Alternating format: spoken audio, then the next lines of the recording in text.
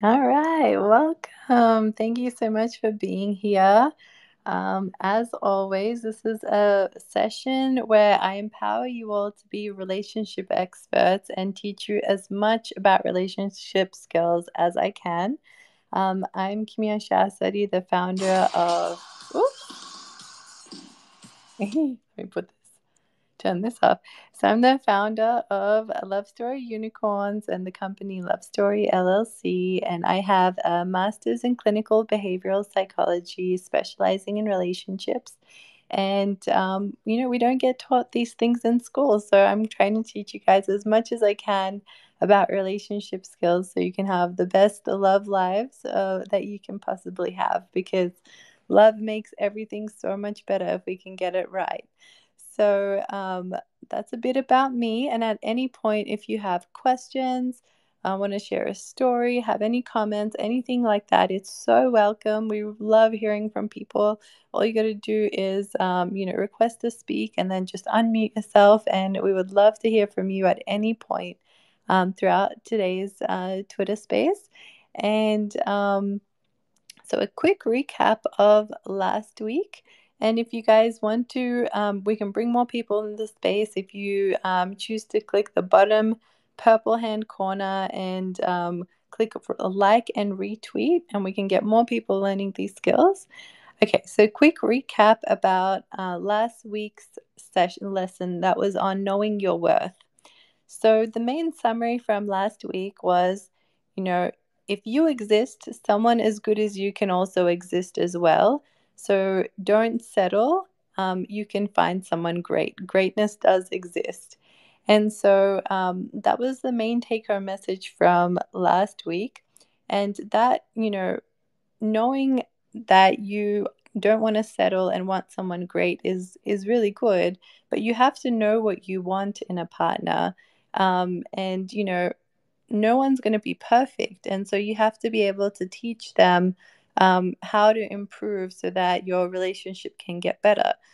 So that's elements of it as well. And actually, in the last week, I went and did a relationship workshop retreat in Canada, around Toronto. And one of the things I noticed that was a big thing at that workshop was people didn't know what their preferences were or what they were looking for. People had very general ideas of maybe what they wanted, and it was something like, I just want a good person, who I'm attracted to, and I'm okay with everyone and everything. And the truth is, we have preferences, and even the same person that can say that, I can ask them a bunch of things, and they can have very strong opinions about them. So, I know for myself, something I've done in the last few months, the count of helping people so far that I've kept track is, I think, 73 people. So, from getting to know all of these different people in relationships, I've created like a list of preferences that people have for a partner, and I've kept adding to the list and making it more comprehensive. And, a lot of people have asked me to go through the list with them. And actually, on this retreat, there was like, I don't know, three, four people just from that retreat where we've gone through their preferences together, and I've written it down for them and then sent it to them. And now they have, they know what their deal breakers are, they know what they're looking for, they know what their preferences are. And, if they're in the dating stage, this is so helpful to be able to address these things quickly so you don't waste your time and you find quality much quicker. So, anyone who's in the dating phase, the goal is to find really high quality, because it's much easier to improve someone who's already, really suited to you than someone who's, very different to you. And, there's a lot of differences. So for anyone here or anyone listening to this in the recording, if you want access to the list of preferences that I've collected over the last 2 months, just send me a message and I'm more than happy to share that for free with you immediately. I'll just copy paste it over. And if you're someone that would appreciate going through this list together, I'm more than happy to do that as well. We can jump on a call together, we can go through each list, and then you can have access to that. And Another thing to note is people may know what their preferences are to some extent, or they've gone through a bad relationship.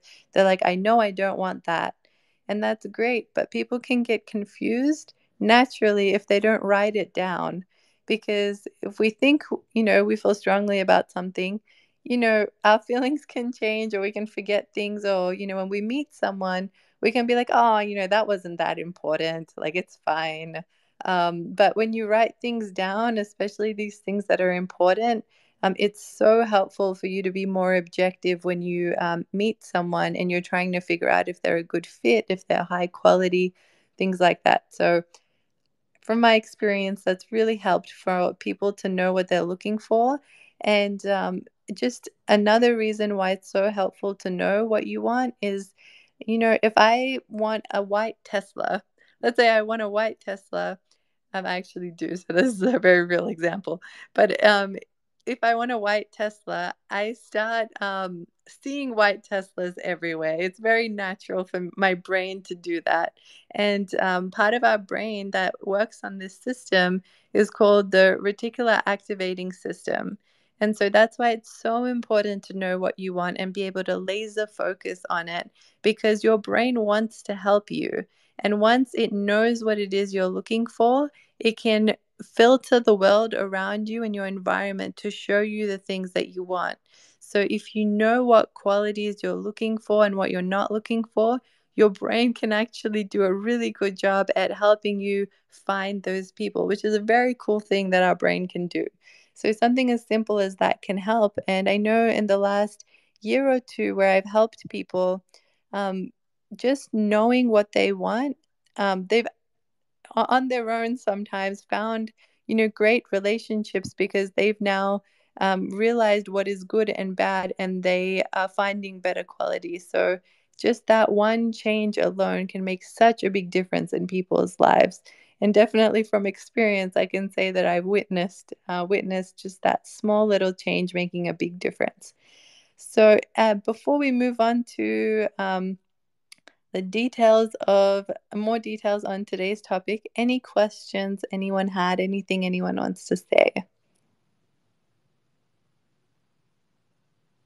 Okay, sounds good. Sounds good. So today's topic is knowing what you want. And so this can show in preferences, like we talked about. Um, and it can also show knowing your preferences when you're having an argument. So let's say you are in a relationship and you're upset about something. It's really important to know what you want from the situation. Okay, granted, something bad happened, something annoyed you, something frustrated you, you're angry about something. All of those feelings are fine. But the main thing to figure out as quickly as possible is, what do you want from the situation? So that's super important. Um, yeah, so when you're upset, try and channel that into knowing what you want. And then the next step is learning how to communicate what you want. But we can very easily get into arguments that keep reoccurring or not resolving because we're not talking about the things that we really want. So, first, know your preferences. And if you don't know them, please ask me for the list, or we'll go through it together and I'll help you, your brain filter high quality people for you. And then the next step is, when you're with someone and you're feeling frustrated, you're in an argument, figure out what it is you want and then find out how to learn to practice to communicate what you want. So those are the skills for today. So knowing what you want in the dating world and in the relationship world, where you're figuring out your disagreements. So let's get into some Reddit questions, and welcome to the new people who've come on board. At any point, if you guys want to ask a question, say anything at all, feel free to become a speaker and unmute whenever you want. We love it when people give their inputs. Okay, so let's jump into, well, before I do, I'll just give another opportunity to the floor. If anyone wants to ask anything, get clarity on anything relating to the skill of knowing what you want. This is a great time to ask if something is on your mind? I see a request.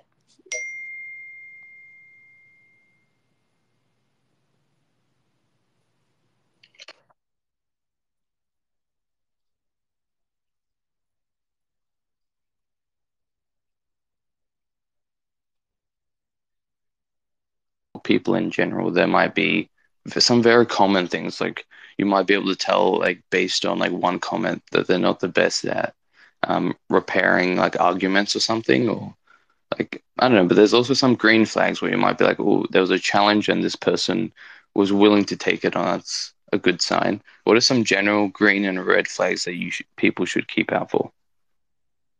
Yeah, amazing question. So, for example, in that list I have of all the preferences, people can have for a partner, um, there's ones that are, people feel quite strongly about, and it can differ among each people. But for example, one that can usually create a very strong reaction in someone is, if someone really wants to get married or have kids, and when they want to have that, that could be a very strong preference if someone wants to and doesn't want to. Another one could be smoking. So if someone smokes, maybe someone is not okay with that. That could create a strong reaction.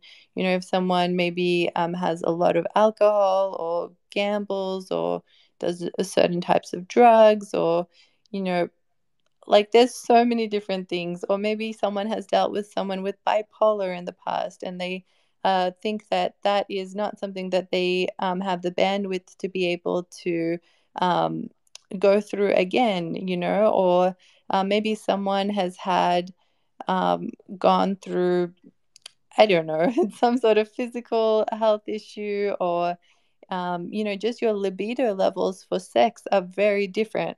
Or their kindness, their thoughtfulness.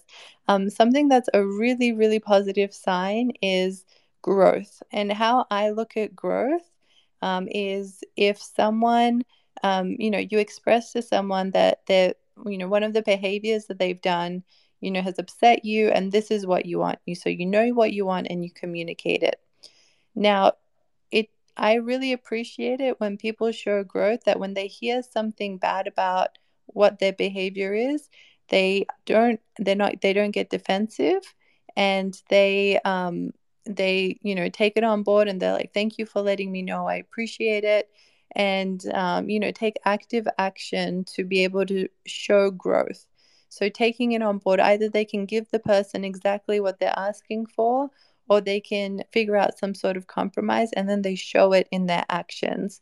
So growth is so important. So someone can have all of the preferences that you want, and we can go through it, but their words, and you can only tell this with time, their words need to match their actions.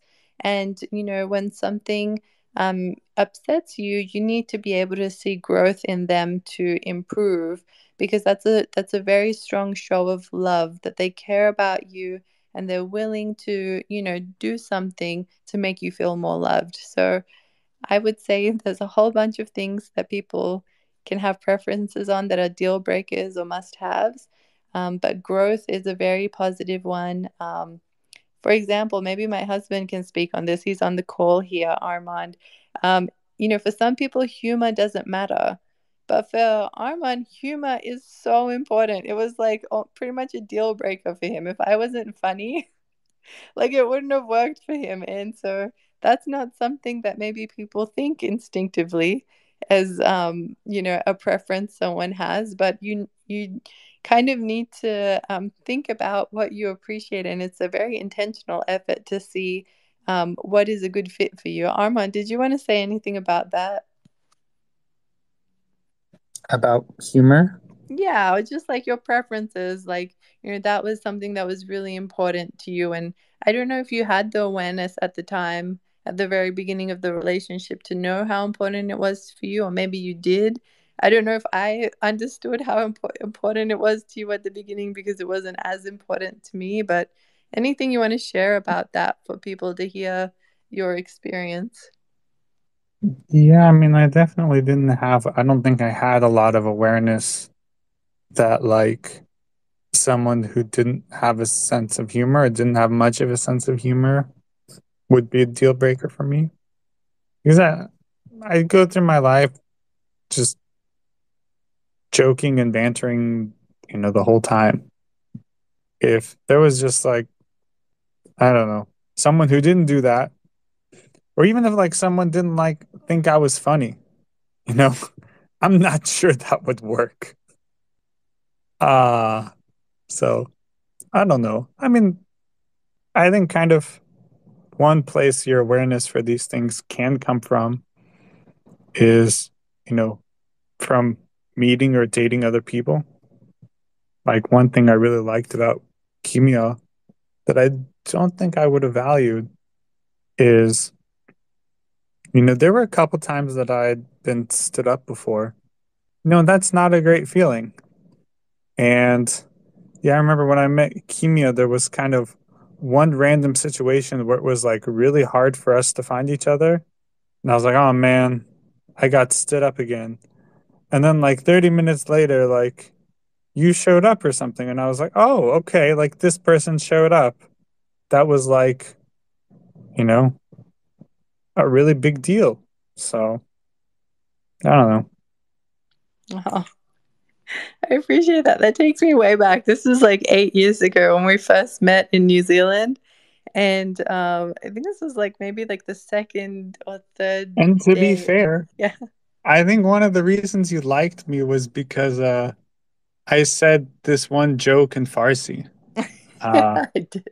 the This was on trans the first day. Yeah. this is like, we were met and we were like hanging out and you know the joke was like my aunt, there are like idioms, they don't like translate well between languages. The idiom is something along the lines of, you're so excited that you could crack a walnut with your butt cheeks.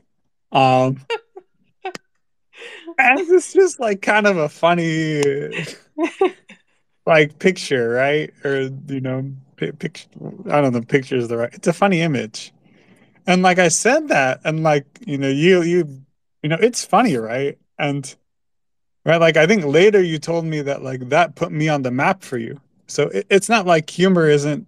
I'm the only person that humor is important to. Uh, just anyway. Yeah, absolutely.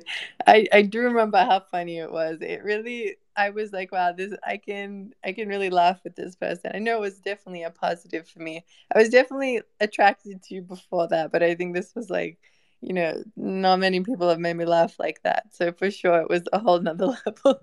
And Um imagine like someone who like heard that and was like, "You're putting a walnut between your butt cheeks? That's so gross." yeah. I would have just like, "Bye, Felicia." Like, I don't know. Yeah. Yeah, it's good to know what's important to you for sure. Um, yeah, and for me, when I we went to the pool together, and I remember like we agreed to go back to our rooms, like wear dry clothes and come back and meet each other like in like this location. And for me, I didn't even have like a second doubt. Like, of course, I was gonna do that. I said I would do that. I was gonna do that.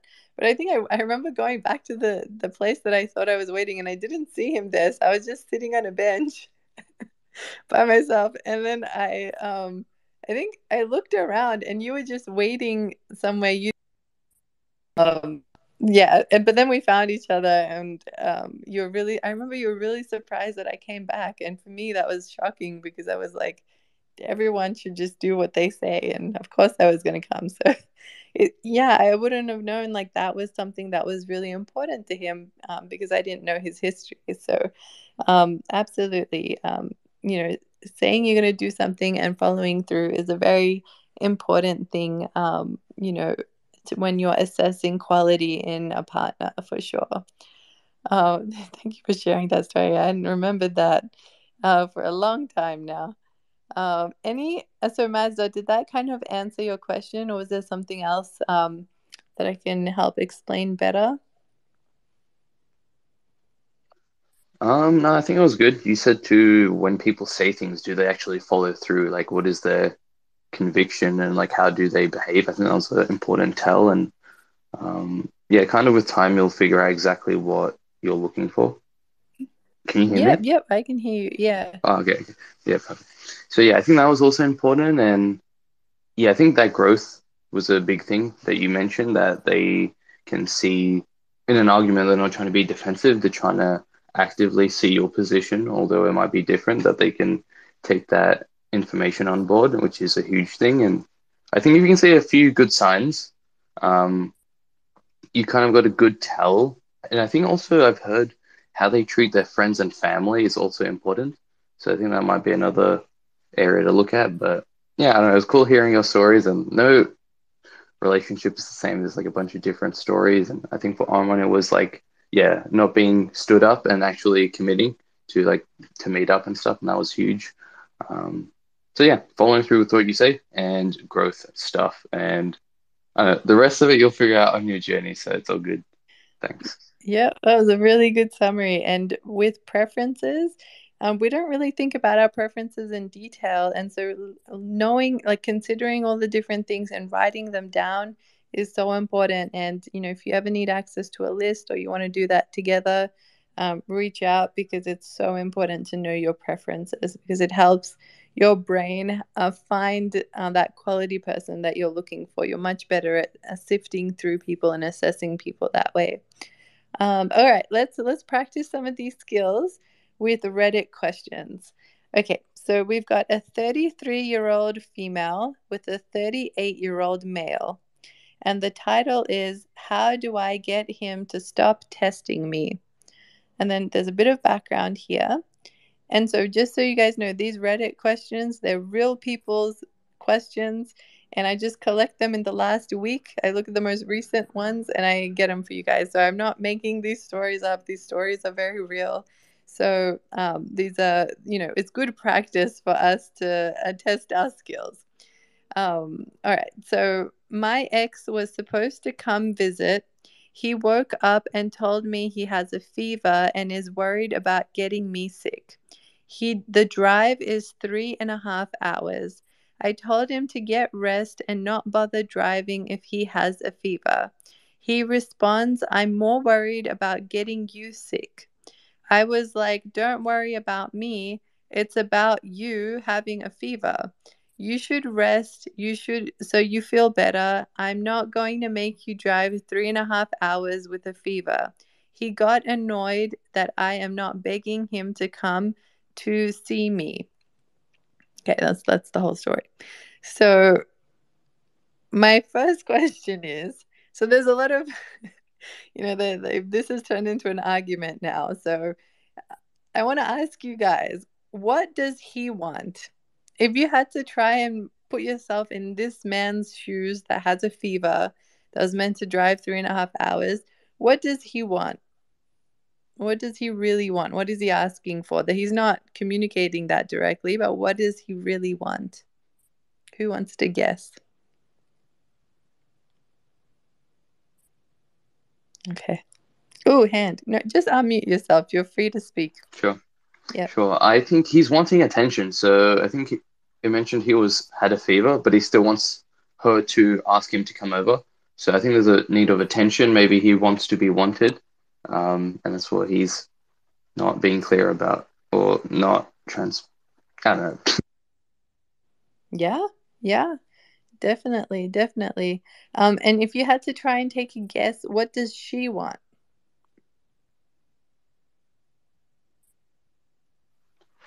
To not get sick. I don't know. I think the fever was a big thing. She Yeah. focused on the fever. Yeah. Mm-hmm. Yeah. Okay, so that was good. That was good. Guesses at what's going on. So, kind of what I'm picking up from this story, is, you know, he is willing to drive the 3.5 hours while having a fever to go see her. His concern is that she might get sick. So the only thing stopping him from doing it is if she says, I don't want to get sick, because you have a fever. So, he's like willing to do this. So this is like, maybe this is his way of showing love. This is his way. Maybe this is his love language. Like, he's like, look how much I care about you. I'm willing to drive 3.5 hours while I'm sick to come see you because that's how important you are to me. And then it looks like the girl in this situation is not at all picking up these feelings, and is just thinking about him like, I don't want you to do something so hard. I would, and she's showing her care by saying you don't need to drive, even though she won't be able to see him, which she's upset about. So they both are communicating love, but in a way that the other person is not seeing, and they both are getting upset because they're both communicating in a way that and each of them don't understand. So in this one, if you were, let's say, so if you were the girl in this situation, the 33-year-old female, and you know he is reacting like this, how do you think you'll break this cycle of indirect communication and directly get to the heart of the situation and say what you want? Who wants to take practice at, communicating what they want?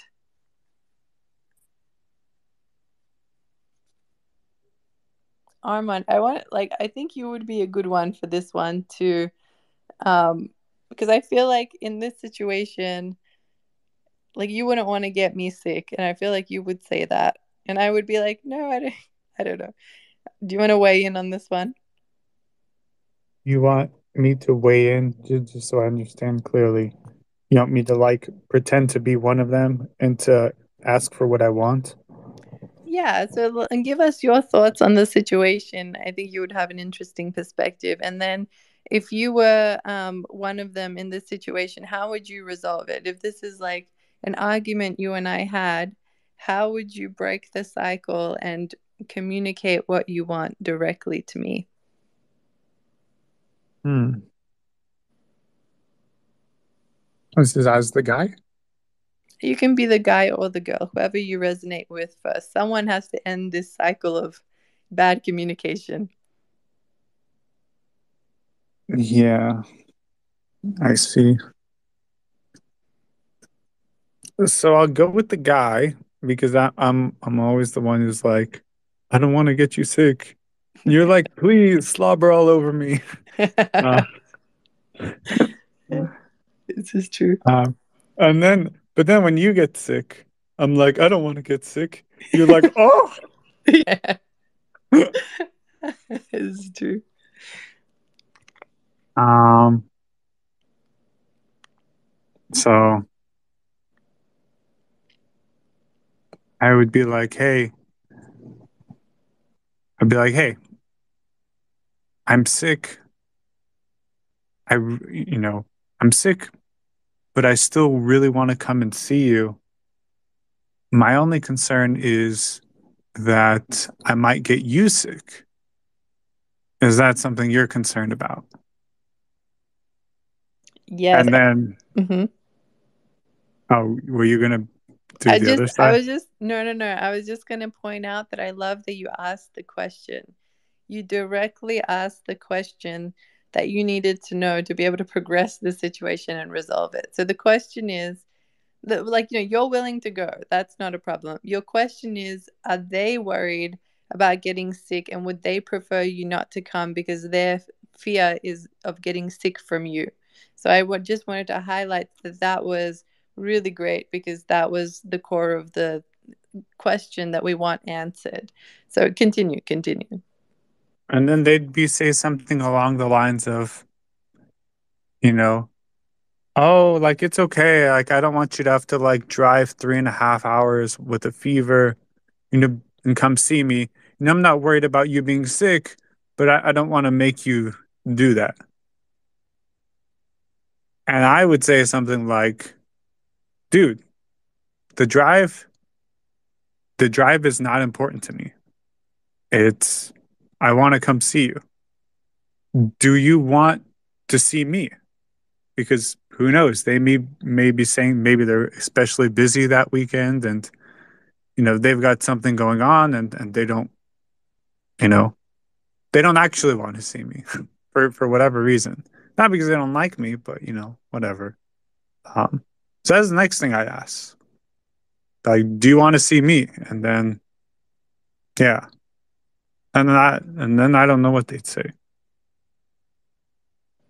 Yep, yep. Then it depends on the girl, and we don't fully understand the girl or what her reasoning is for her reaction. It seems like she's just concerned about him driving with a fever, and it's coming from a loving place, but he's already willing to do it. So yeah, that's why the questions you asked, Armand, are like the main questions that need to be answered for us to be able to resolve this situation and get to the heart of making a decision that's both people are happy with. So great job, great job. That was a tough one, but you did really well. Something I'd like to point out is it Yeah. seems like they may have some differences in what they appreciate and what their boundaries are.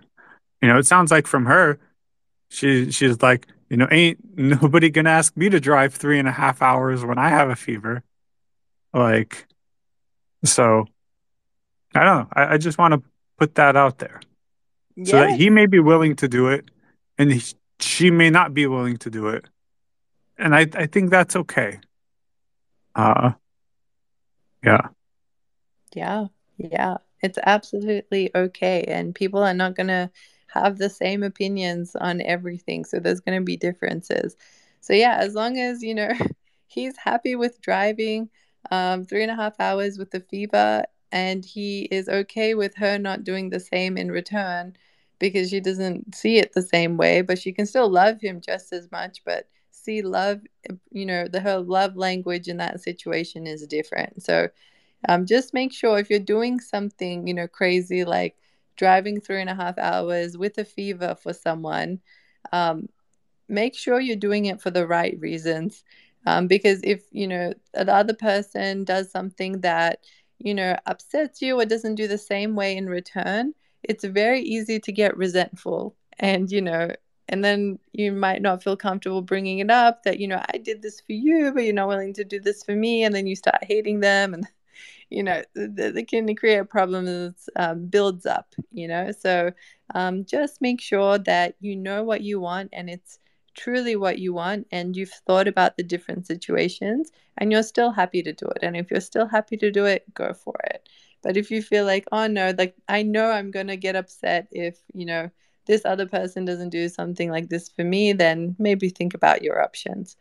It's a very good point to realize no two people have the exact same way of feeling loved. It's usually different, and usually we project how we feel loved to other people and assume they feel loved the same way. And usually that's not true. So that's where all the learning comes in, and that's how we get to know each other and improve our relationships. Okay, let's try the next one. So 25-year-old female, 27-year-old male. My boyfriend doesn't want to go on dates because we've already won each other over. And the background is my boyfriend and I have been together for 2 years now and living together. Before we got together, we would go on dates at least once a week or more. We just instantly clicked and just wanted to see each other all the time. It was sweet. When we did become official, those dates became once every few weeks, which I didn't mind because does get in the way, and we still doted on each other. But now, 2 years into the relationship, there's none of that. I still dote on him like the very start of the relationship, but all I get is an occasional kiss and him checking on me. When I do ask if he wants to go on a date, he says that there's no point because we've already won each other over and there's no need to impress each other anymore. And we see each other all the time since we live together. I appreciate the laughing there. But all we do is work or sit at home whilst playing video games, and I do whatever to combat boredom. Am I asking too much? Is it wrong to still want to go on dates? Am I being too needy and should I leave it? Should I just leave it? Okay, I see a request to speak as well. Beautiful, beautiful. Anyone want to weigh their opinion on this one, or use any of the skills we've learned in the past weeks? What is your instinctual reaction if, let's say, you are the relationship expert, you've left today being empowered, and your friend comes and asks you something like that? Ellie, go for it. Hi, good evening. Thank you. Hi. Hi, so nice to be here. I'm so thankful you invited me. Um, she definitely needs to have an open conversation, an honest conversation, because I actually am in that position and the resentment just builds. And with time, it doesn't get better. Sadly, it just gets worse. And the just, how do I say it? The love, just because you're with somebody, you should never stop dating them. um you should never get to a comfortable place that you're just like, okay, I got them, that's it. I don't have to keep trying, because um that's not how you keep a relationship alive. Thank you so much. Absolutely. And thank you for being brave enough to say that you connected with that story that, shows me, a lot of strength from your behalf. So I appreciate that. Thank you. Um, and I couldn't agree with you more. And the longer that it happens, and the open and honest conversation keeps getting put off, or they're not showing growth by taking your feelings into consideration, the more and more the problem gets bigger, and then it affects other areas of the relationship. And something that I wanted to highlight, and for anyone who's been to this session that I've talked about before, it's the magic ratio. So whoever, psychologists that have studied relationships for over 40 years, they've done incredible research on it. The biggest thing that they found that separates good and bad relationships apart, from all of the research they did, was, so it wasn't how often you have arguments. So there's a bit of a stereotype that people in good relationships, they never argue, or they always figure things out, and they never yell at each other or anything like that, and that's not true. So they found that good and bad relationships have the same amount of negative interaction, which is counterintuitive to what we usually think. But the thing that separates good relationships apart is that good relationships have so much more positive interaction. And so the magic ratio, for every one negative interaction, they have 5 positive interactions. So that's why things like date night, or kissing before bed and saying I love you, or hugging your partner when they come through the door from work or from wherever, all of these positive interactions, or even just holding their hand, looking in their eyes and smiling, just the smallest things can be counted as positive interactions. But building these into our relationships, and being intentional about them, and being routinely following them, really helps shift your magic ratio in the right direction. So you have much more positive interactions. So something like date night. Actually, my husband and I, we've been together for 8 years, and we've been happily married for 4. And every Friday night is our date night. And for us, that's, a chance for us to really boost our positive interactions with each other, and just like disconnect from other things and do things we enjoy together. So I do think it's important. And, you can make date night whatever you want it to be. For a while, we date night to us was going to a new restaurant and watching a new movie. And then we started shifting that a bit, and sometimes like we would cook at home together and try something, just cooking at home together was like a new experience, or playing some board games, or um, for just doing some things that are kind of outside your ordinary. Oh, I see your hand. Go for it. Well, something I saw online a while ago was that you can get popsicle sticks and actually, color code them, and like do at home movie date nights or going out. So a date night, like you're saying, doesn't necessarily have to mean going to spend money. You can, pick from, okay, we're gonna do blue today, which is gonna be at home, and then I don't know, get a popsicle stick and do whatever it says, but it it takes away the pressure from you and them of like coming up with that idea. If you you know kind of pre come up with things beforehand, if that makes sense. Yes, yes, that's such a good idea for doing that. I know at one point I created like all of these ideas for fun things we could do, and I put it in a ball, and then they're like little folded pieces of papers, and sometimes like we open that and we pick one out of there, and then we do something like that, or if we really don't like it, we put it back and we You pick know what the something else. first one was? I'm trying. The, the first one was streaking. Oh my God, I can't believe you said that. It was crazy. Like I got a book of like 100, what was it, 1,000 And and we one. did it. Oh my God. We did. It was very crazy. But like, there's a book called, oh my God, I'm blushing. There's a book that is 1,001 romantic things to do. I have to check it on my shelf. But I bought that years ago. And it's honestly 1,001, a list of 1,001 fun things you can do together. And a lot of them, not all of them include money. Let me read the exact title. 1,001 Ways to Be Romantic, and the author is Gregory J.P. Goddick.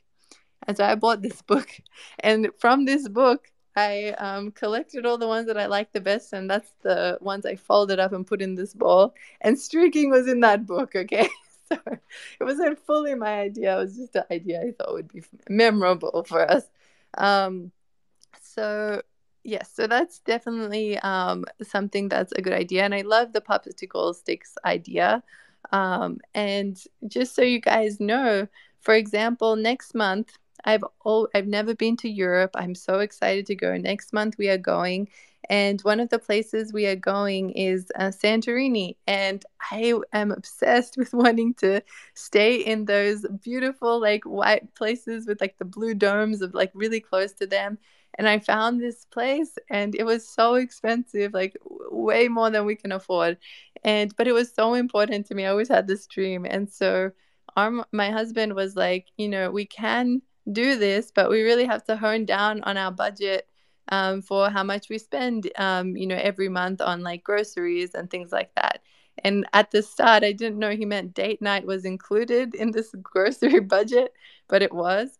Then I came around to it, but so so that was actually one of the main reasons we transitioned from going to date night. Date night was, new restaurant, new movie. And so we had to change that because, now we have this budget that I have to stick to. And so then we had to get even more creative with our date nights. And it's still been fun. It's been fun in a new way now. So it's definitely doable, and it doesn't have to depend on money. Mazda, I saw your hand was up, so go for it. Yeah, I think that streaking one, dude, that shows commitment. And like I think like all the experience, like that will be one you definitely remember, and it shows you both going that extra mile. And yeah, I thought that was crazy. Good on you guys. Oh my gosh, thank you. Wait, just so you guys know, it was like in our front yard, and it was like 1 meter.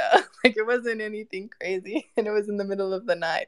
So no one would see anything, but you make fun out of anything. So I appreciate that. This was such a great conversation. Feel free to keep giving your inputs. That's great. Just before we move on from this specific, we were still talking about. So we still need to resolve these people's problem. Okay, so we've established that positive interactions are important. That's the main goal. And so, date nights are just something that helps, you know, be a facilitator, like be a tool for increasing our positive interactions. So, if maybe framing it in that way, that that's the real thing we're working at, maybe that's something that would help them kind of come around to date night. And one of the things I get annoyed about with TV shows or movies is, they kind of maybe get to marriage and then they say happily ever after, and they never show you what that looks like. And it doesn't show the work that goes into making a great relationship. It's just magically meant to happen, and that's not true.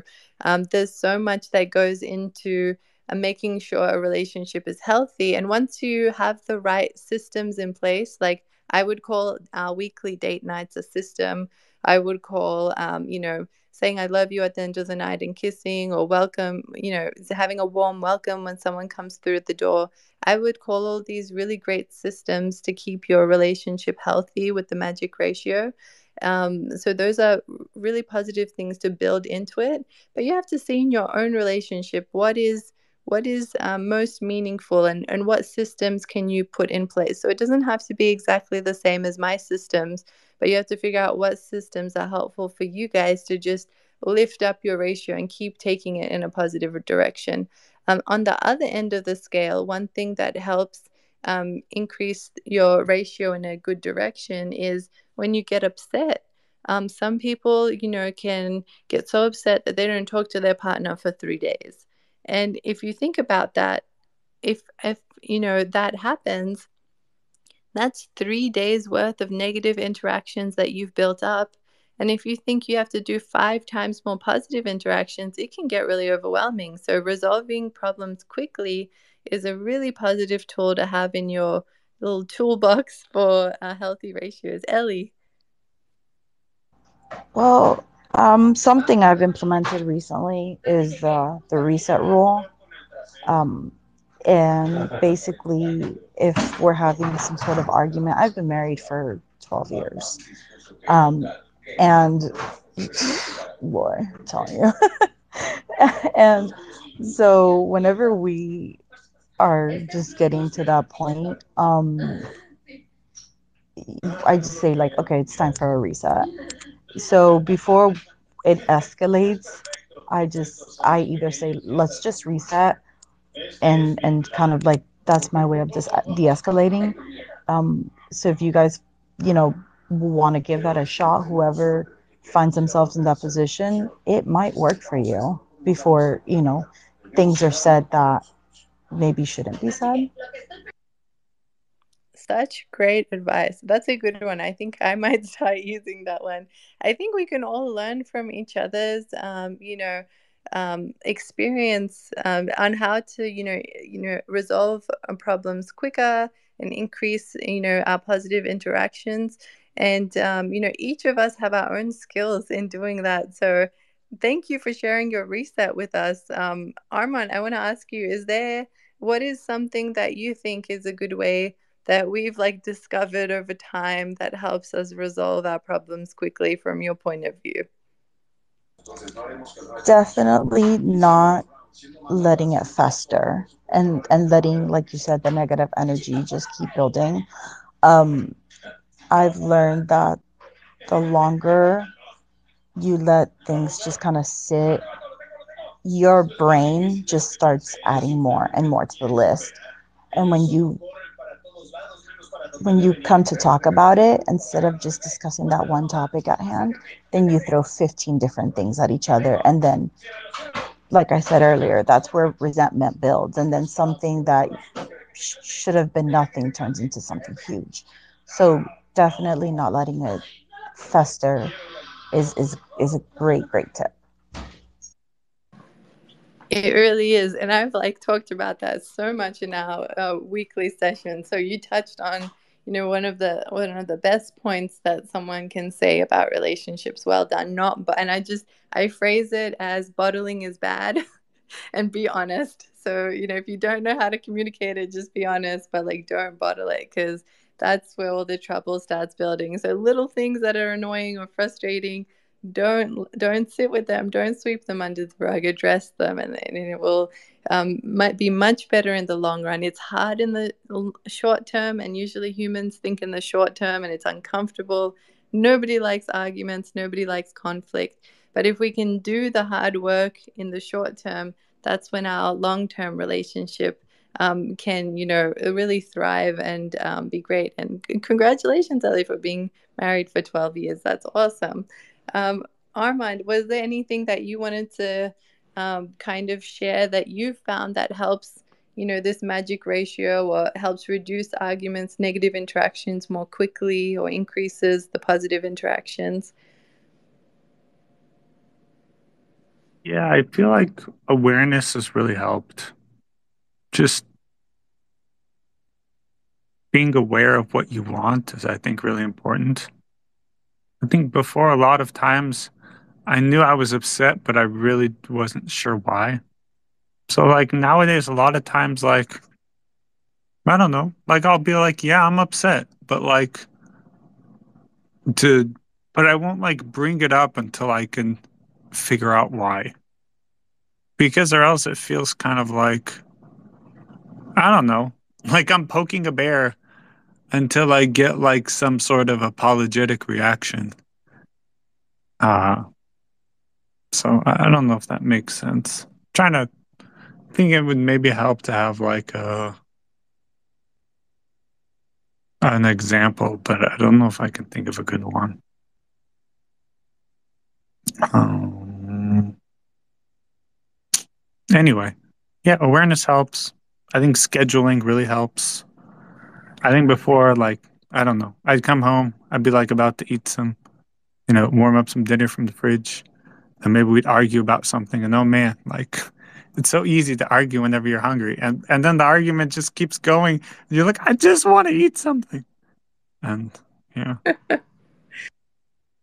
Anyway, Thank you. Yeah. So that really does touch on the topic today that, we're practicing, which is knowing what you want. And yeah, that's an interesting point. So when, you notice that you're annoyed or upset about something or frustrated, it can be something tiny. Um, it is a good idea to think about what you want from your partner. Or, it could be for them to just listen and then maybe give you a hug at the end, or say everything's going to be okay, or be like, ah, that jerk, I can't believe they treated you like that. It can be anything you want from them. Um, so I would say it's ideal if you know what you want from them when you're upset, and to communicate that. But if you don't know what you want and you're taking too much time to figure out what it is that you want and you're still upset, just communicate that you're upset. Don't worry too much about figuring out everything perfectly. If it's taking too long, like if, a day is passing and you're still upset and you haven't said anything, like that's too long.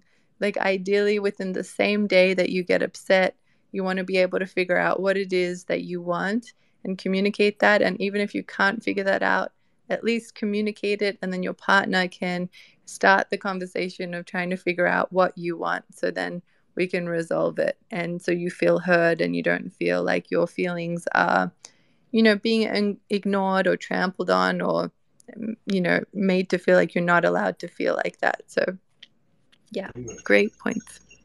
But before you explode, go take a lap around the kitchen or the living room. Just go walk a little bit before you state your feelings, because in that moment you're just gonna fight and yell and scream. Just my 2 cents.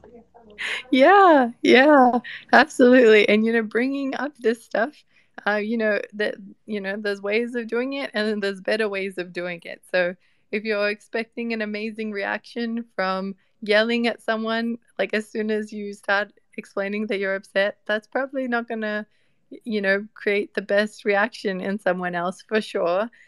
There's a whole skill set of having soft startups and learning how to soft startup when you're upset and communicate why you're feeling upset.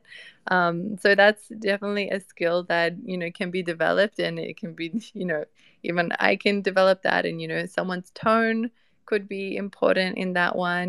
The words they use could be important. Do you start with a compliment sandwich? Like, you say something good first, and then you say the thing that's really upsetting you, and then you kind of like wrap it up at the end. So there's lots of ways, and not attacking someone's character, but rather attacking the behavior that you're upset about.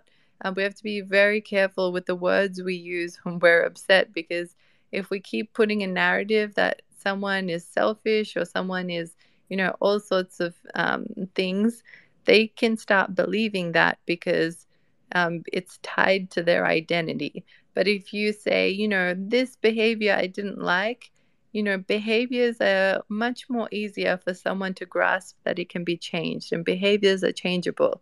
But if someone says, I don't like who you are because you are selfish, you're like, what do I do with that? Okay, I'm selfish. Like, I'm sorry, but like, I don't know. Like, it's just you're having a lot of unhelpful thoughts that are not helping you resolve the problem. So please attack the behavior, and be very specific with what you want and give a time frame. So, for example, if I see that my husband is in charge of laundry or throwing out the trash, like the trash bin is getting too full, and I'm getting really upset because it was something that he was meant to do and it's piled up too much, I can say the laundry pile is high and I'm really upset. Like, that's communicating that I'm upset, which is great. And I'm communicating what I'm upset about, which is great. But I'm not saying what I want at all. So I could say that and think, oh my gosh, I did such a great job. I communicated how I felt. And then tomorrow morning, I can wake up and see that, the trash pile is still really high, or the laundry pile is still really high and nothing's done. And that could be for a lot of different reasons. Now, if I was to do it, in a better way, I would say, I'm really upset that the laundry pile is high. I need you to be able to do the laundry in the next 24 hours. Is that something you can do? And the main thing that I want you to take away from what I said is I asked it in a form of a question and I put a time frame on it. So even if he wanted to be super loving, in the way I asked it indirectly, like maybe he was going to do it tomorrow afternoon, and I woke up in the morning and I saw it wasn't done, and I'm like so angry. But he was going to do it, but he just thought it was okay to do it in the afternoon. But as soon as I say, can you do it by the end of tonight? Is that something you can do? I'm being very clear with when I want it done by, which is my expectation, and framing it in a form of a question, so then they have a chance to respond and say, yes, I can do that by the end of the night, or I've got this big paper that's due tomorrow, I can't do it tonight, I'm sorry, but I can do it straight after that, which is going to be about 2 p.m. tomorrow. Is that okay?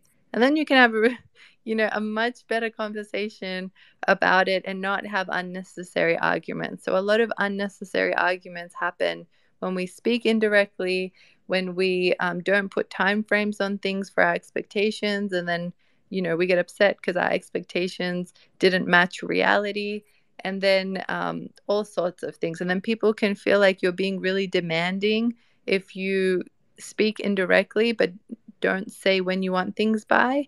And then like if I say the laundry pile is high, I'm not asking anyone to do anything. So if my partner says, oh, you're so demanding, you're always asking things from me, I would be like, no, I'm not. I'm just saying the laundry pile is high, which is just stating a fact. And so this is like, couples can get into arguments over these things because one can think the other person is demanding and the other person is like, no, I'm not. I never ask for anything. So to avoid all that, just speak really directly. Ask for what you want with a time frame and put it in a form of a question. So then the other person can give you a very realistic response of what is doable and what's not. So that's hopefully a takeaway. I'm sorry it was so long, but I think we touched on good points that we can take away from it. Let's end on one last question. So this is a 26-year-old male and a 22-year-old female. So my boyfriend is giving the silent treatment and won't talk to me, the girlfriend, no matter what I do, calling, texting, etc. What should I do now? So this is the title. Now let's see what happened that resulted into this. So my boyfriend and me, the girlfriend, are currently in a situation where we don't talk to each other for a week now. This is what happened. We were playing a game together with our friends. We were in a group voice chat when then there were a lot of noises that I couldn't hear him. He said he was going to buy me a gun in the game, then screamed at me for not listening to him. And then I was like, ah. And after he screamed, I was literally very upset that he did that in front of everybody.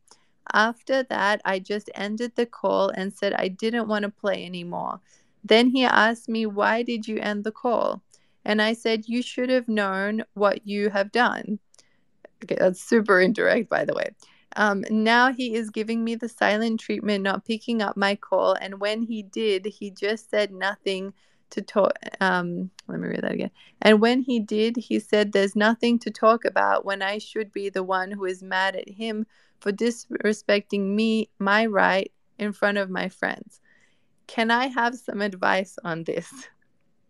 All right, people. So let's say you have a friend and they're coming to you for relationship advice. They're like, I haven't talked to my boyfriend for a week. They will not respond to me. It was all over this game. I need some advice. From all of your relationship skills so far, how would you think you can best advise them on this? Does anyone want to take a guess? All sorts of things can upset us, so we could be laughing at this one, but it's very real for them. They haven't talked to each other for a week. This could turn into a very serious situation. Okay. All right. Wait. Yeah. Well, I would go, dude. I would be like, forget the relationship advice. It's time to grind, my friend. This time where your partner's away, dude, this is perfect. You'll only have a small window of this free time, dude. It's time to grind up, go through a bunch of tutorials, beat his rank, whatever he is, and then you don't talk to him. Reverse it back. Oh my gosh. I think this is a group game, so this isn't a game you can probably solo improve on. I appreciate your funny comment. Anyone Or else? what you Yeah. wait, sorry. You might Go. actually play another group game with him, and then like switch out with like a professional player, and then just pretend it's you. You were just giving all the. Okay, you could do that. Yes. See, we can get all sorts of advice on this place. Ellie, I see you unmuted. I think at this point she should just give him his space. Even though it's hard, I, I don't know. Personally, I I'm a gamer, or I used to be, and yeah, it's very competitive. But just give it some time, because obviously trying to fix it and talk to them isn't doing anything. So um, I would just say just give it some time, personally. Interesting. Give it some time. Give it to some time. Get a professional player and try and level up your own skills, or all sorts of suggestions. Does anyone else want to give any of their suggestions? Or I mean, she can get a Nerf gun, take him a Nerf gun, and just have a war in person. she could. She could. There's another one. Great idea. Odin, I saw you unmute. I don't know if you want to say something. Yeah, I mean, 1 week is a long time for me. I mean, perhaps it's not the best advice, but if the same thing happened to me, I would take this as a sign of a breakup. Because if you are in a relationship and for 1 week for such a reason you are not communicating, it means that something is not wrong, and it's a sign of a breakup. I mean, what advice could it be in such a situation? I don't know what to say. Just wanted to bring this up. Yeah, thank you for your bravery of expressing that. So, yeah, as I touched on a bit earlier in today's space, not talking for 3 days even 3 days is a very long time. Even more than a day can be a long time, because imagine all the negative interactions that build up over a time period where you guys don't talk.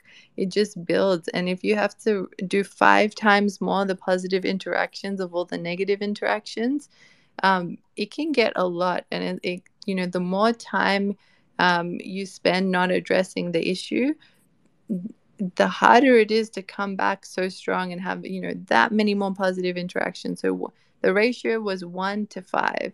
So for every one negative interaction, you need 5 positive ones. So the longer arguments drag out, the harder it is to come back from them. So with this one, the most alarming thing I heard was that they haven't talked in a week.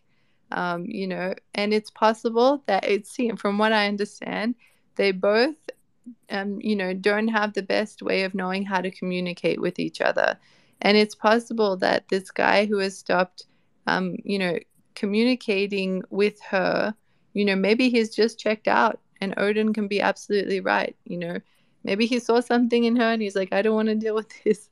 I'm done. But we don't know that. We don't know that for sure, because they haven't had this conversation. They're speaking very indirectly to each other, and they're just she's just trying to understand, what is going on. So that's a good point you bring up. And so for you guys, if anything is dragging out for longer than a day, like if you sleep and the next day it's still a problem, like this is something that, could be an area that could be a very worthy area to work on to improve and cut down how long it takes when you guys have disagreements. And the shorter you can make your disagreements, where you can actually resolve them quickly, the better the healthier your relationship can get. So, let's rein it back in with this one. So, they had an argument. Yeah, Ellie, go for it. I see your hand. Well, I was gonna ask. It seems like she was trying to reach out, and I mean, her reaching out continuously and being shut down wouldn't at that point just kind of giving him his space be better? Because at this point, she's just kind of begging somebody to, communicate with her. Yeah. Yeah. So let's unpack how this would go if we were to redo it.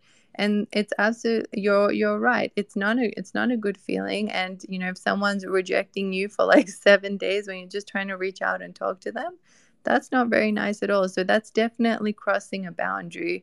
If you're the person that's reaching out. So let's unpack this and see what if I was in this position, like how I would kind of tackle this one. So this could, very easily have happened to me, like this situation at the beginning.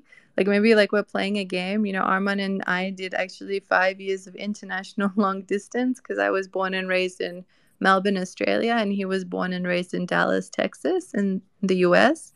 And so we actually had to do a lot of long distance. So we would, we might be on a video call, we were maybe playing a game, and I misheard something he said. So I'll pretend to be the girl in this situation, and Armand can be the guy in this situation. So let's say, let's reread what he said. So we're in a group chat, a lot of noises. I couldn't hear him, and he said he was going to buy me a gun in the game.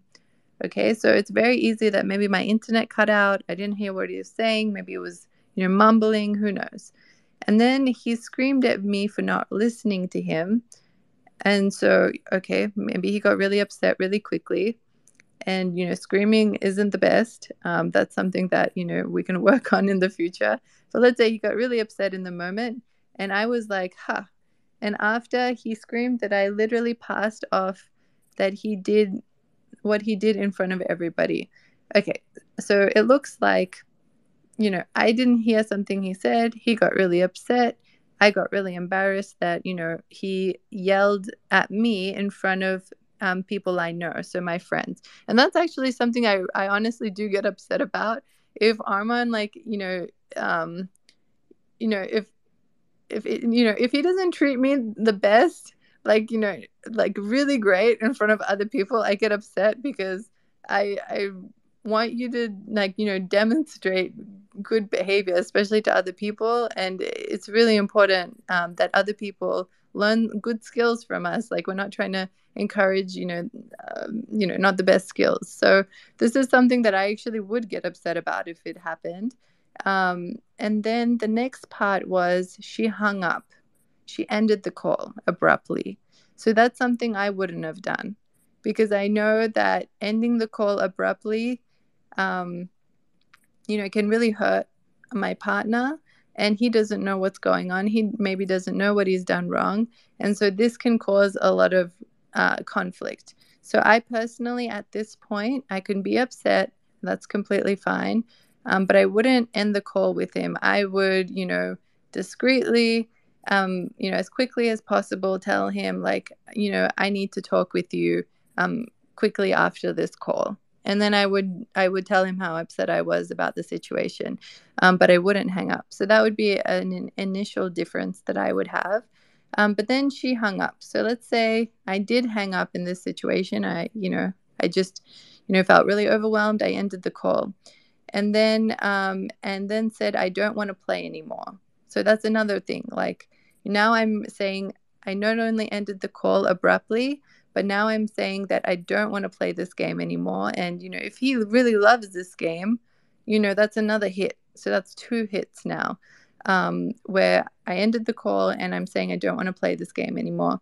And then so he's actually very confused because he asked, why did you end the call? So he doesn't understand what behavior he did wrong. And you haven't communicated what it is that upset you. So even if you were to end the call, like, even if you said, I don't like that you yelled at me on this call, and then hung up, that would be maybe better, because at least he knows what the problem is, and he's not just going crazy in his mind thinking, what did I do wrong? Like, what is going on? Like, maybe he thought you heard what he said and you did the wrong thing intentionally. Who knows what he's thinking? And then what she said, so he reached out. He said, why did you end the call? So that's him showing that he cares, that he wants to know what's going on. And then my response was, you should have known what you've done wrong. So that's definitely not a good response in this situation, because I'm not helping clarify what it is I want and what it is I'm upset about. So that was the last conversation they had. And then from there, the story goes that I keep trying to contact him to find out what happened. So now he's giving me silent treatment, not picking up my call. And when he said nothing, and then so I think he did pick up the call once, and then he said, there's nothing to talk about.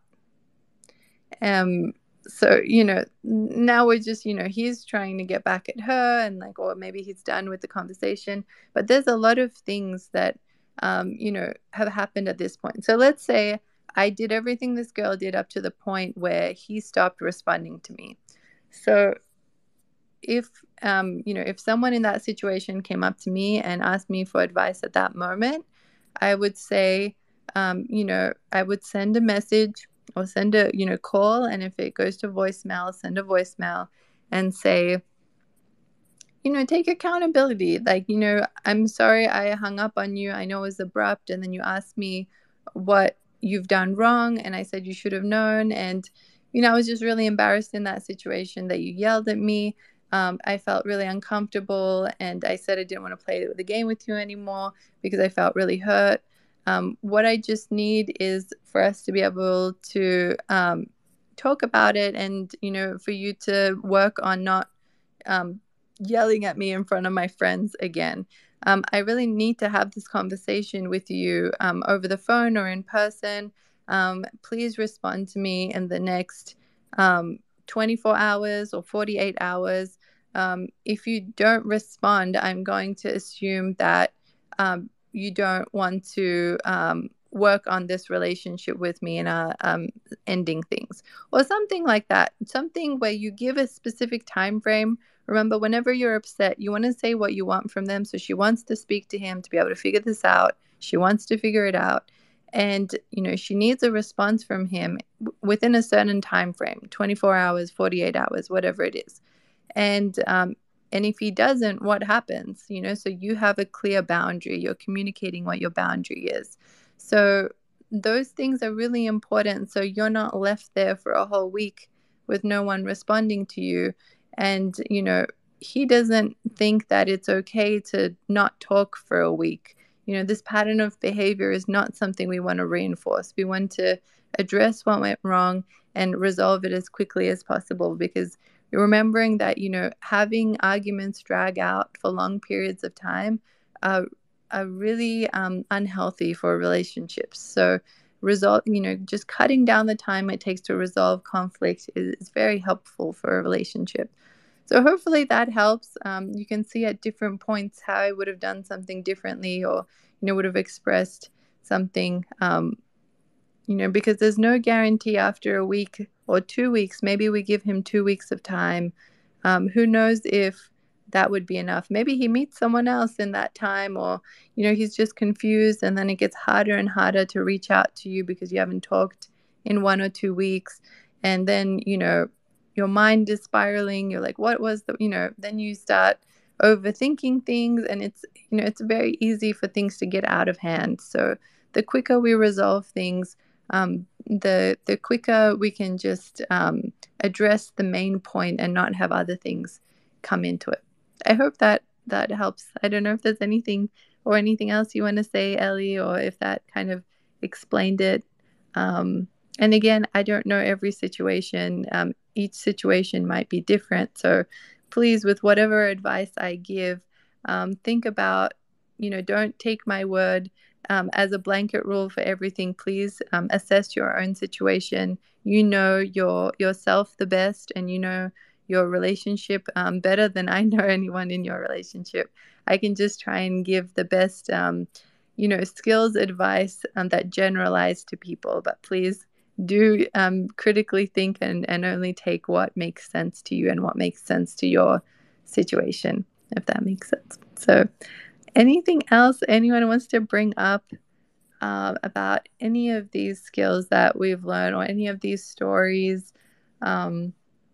Any questions they have? Anything that didn't make sense?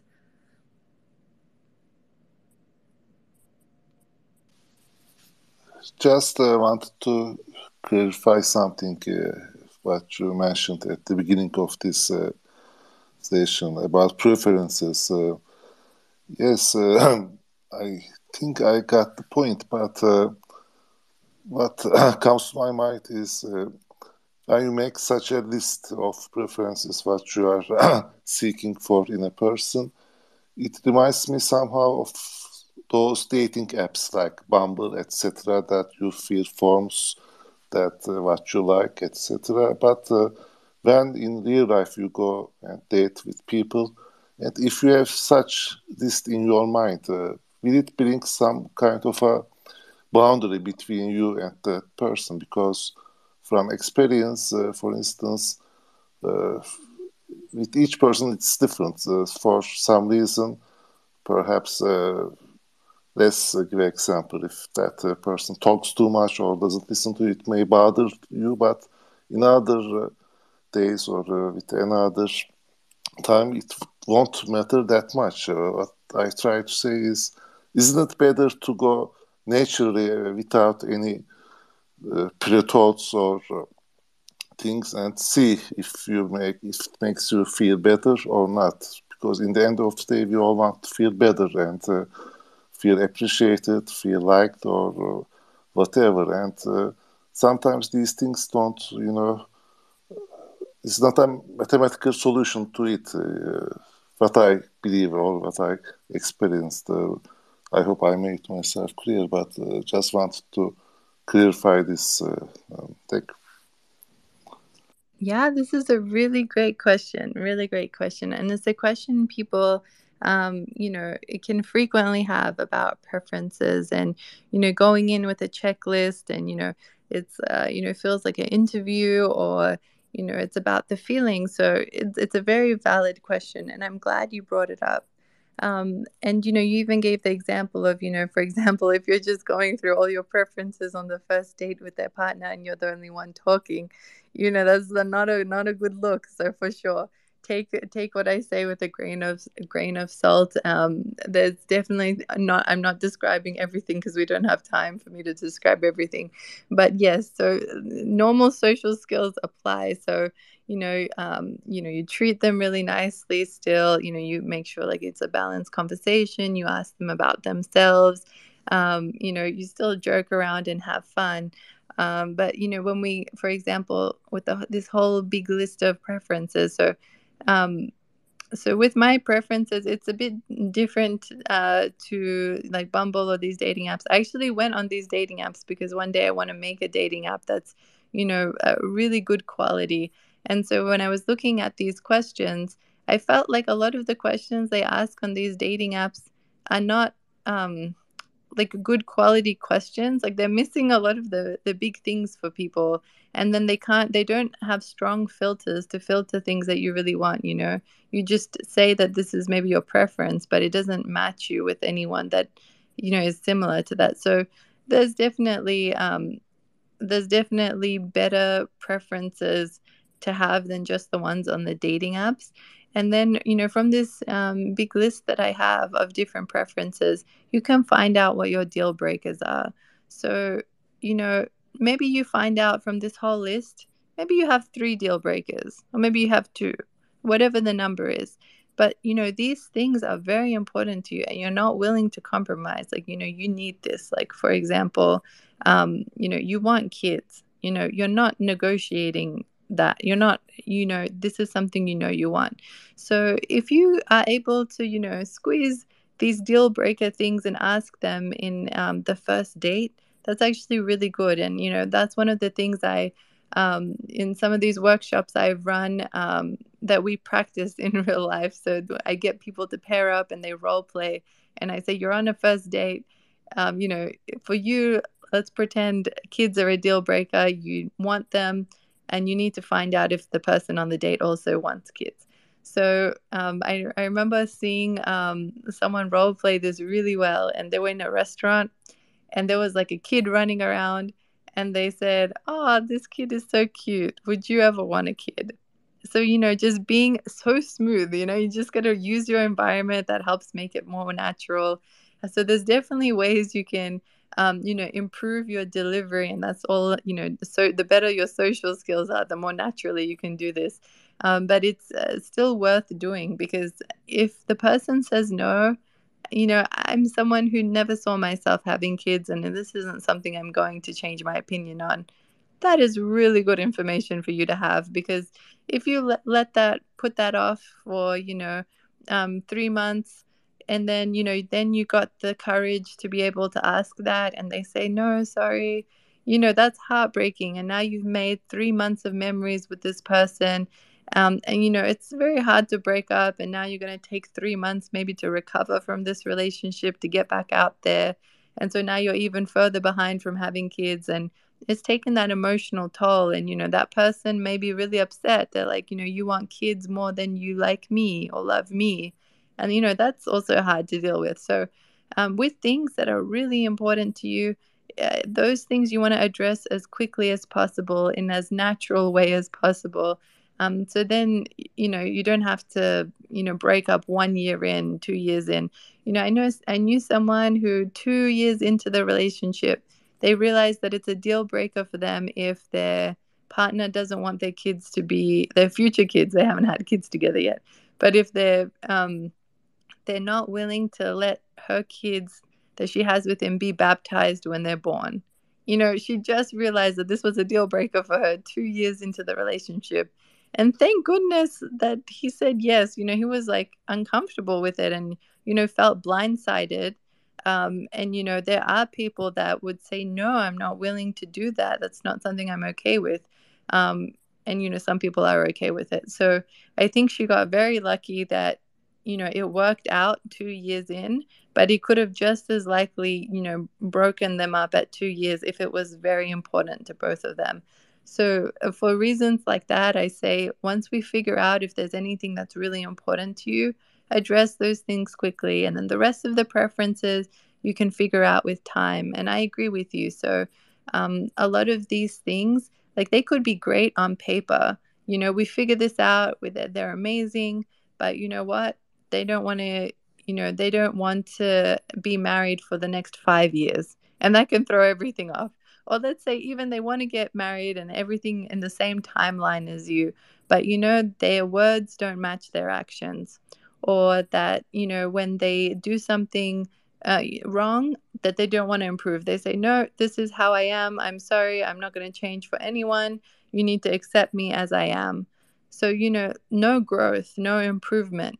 And those things, you can kind of find out with time. And, even if you do all the hard work and do all this research at the beginning, some things like this can still happen. So I agree. It's not a science. It's not a formula or a calculation. And, you can see someone in a photo and, have all this information on them. But until you meet them and you really click in person, there's no substitute for that. So these are all helpful tools, but they're still at the end of the day tools. And, you still need to meet a great person and it still needs to work in real life. So I definitely agree, but use the tools when it's helpful. These are tools that can speed up the process and get you to your destination quicker than most.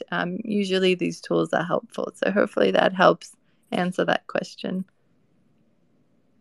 Awesome. I see the thumbs up. But great question. I think this is a question a lot of people would have had. Awesome. Well, I'll wrap up for this week.